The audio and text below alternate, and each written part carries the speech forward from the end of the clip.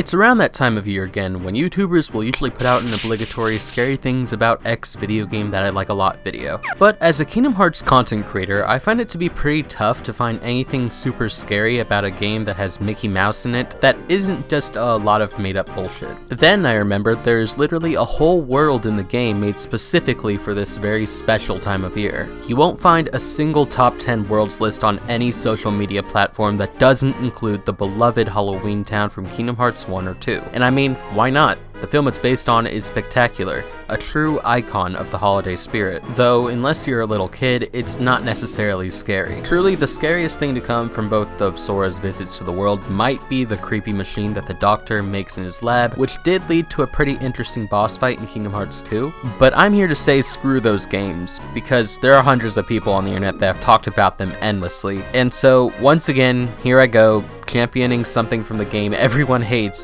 when I say 358/2 has by far the creepiest version of Halloween Town. Don't believe me? Then just shut up for the next 5-6-ish minutes and let me cook.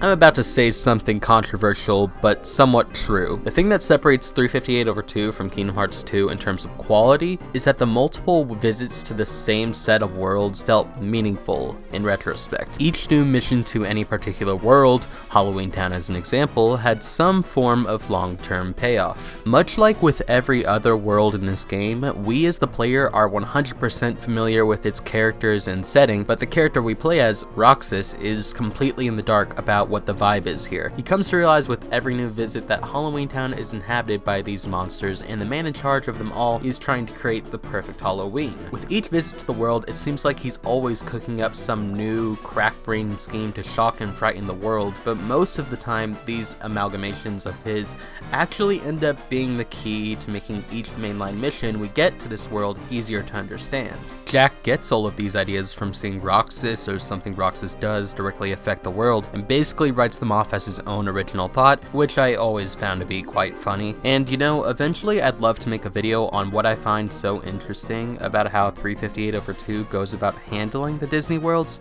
but for now, let's bring the focus back to what this video is really about. It all starts after the three pranksters, Lock, Shock, and Barrel, find this strange thing in the boneyard after playing their very first prank on Roxas at the end of our first visit. We don't get a good look at what it is, but it was fascinating and cool enough to attract their attention. Upon my first playthrough of this game as an 11-year-old, I didn't think anything of it since at the time that we got this mission, there was just stuff going on with Xion in the story and I was way more concerned about her. But during our second visit to the world, things got a little more interesting, because the next time we would see the trio would once again be from the exact same prank as before, but this time they happened to mention a secret hiding spot of theirs. That would be something to look forward to again for sure, even though at the time I was fairly confident in the idea that they were talking about Oogie's house from Kingdom Hearts 1, which was more or less spot on, even though the house was non-existent. Upon our third mission to the town, we unlock the Moonlight Hill area, and they once again play the exact same prank on Roxas for a third time.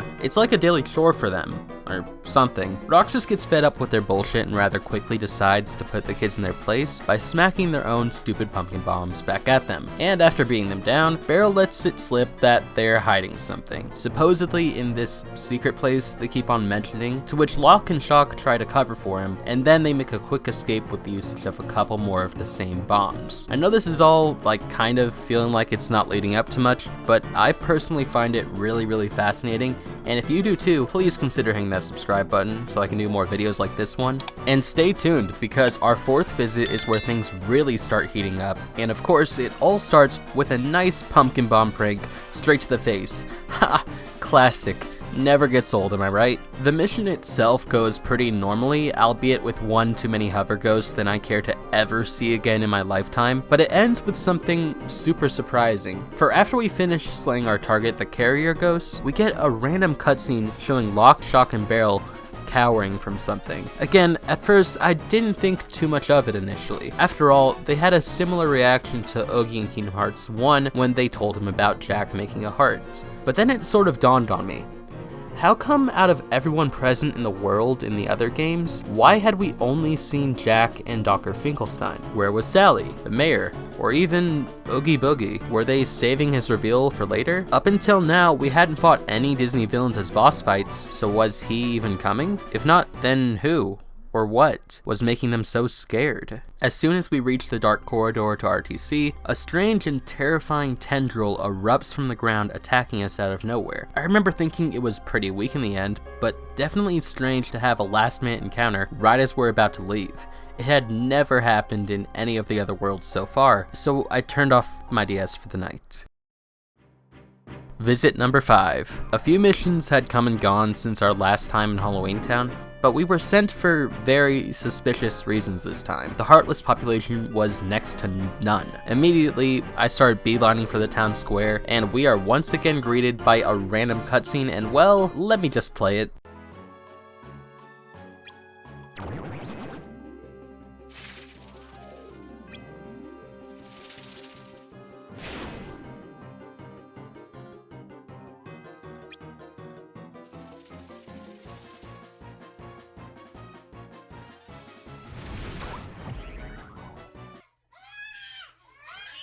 I don't know exactly what it is, but there's just something about this scene followed by multiple of the same tendrils springing out of the ground that made this mission feel apocalyptic to an 11-year-old Key. I mean, it's just like Roxas said, what kind of a monster eats Heartless? Like, they are literally the definition of terrifying. Well, by making our way through the world some more, we eventually reach Moonlight Hill again, just in time to see the Demon Kid trio running for their lives from beyond the wall leading to where Oogie's house used to be. This basically reveals to us that whatever scared them in our 4th visit must have grown from whatever they found during our 1st. And whatever that thing was had something to do with all of these tentaclaws. The build-up for all of this is just insane. After fighting some more of them, we go up the ladder the kids jumped down from earlier and finally come face to face with whatever this thing was. And 11-year-old me was petrified with fear. You know how as a kid, there was always a boss you asked an older sibling or your mom or dad to help you beat because it was too difficult or just straight up nightmare fuel? Well, at 11 years old, despite feeling like a big boy, I had to do that for this fight, all because of one simple thing it did.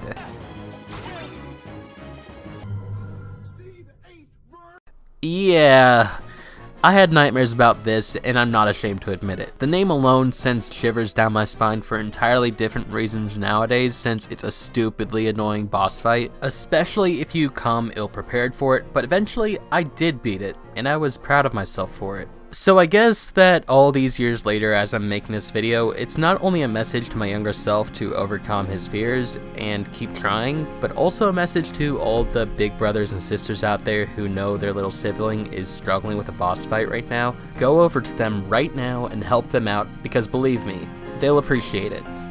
Happy Halloween, everyone.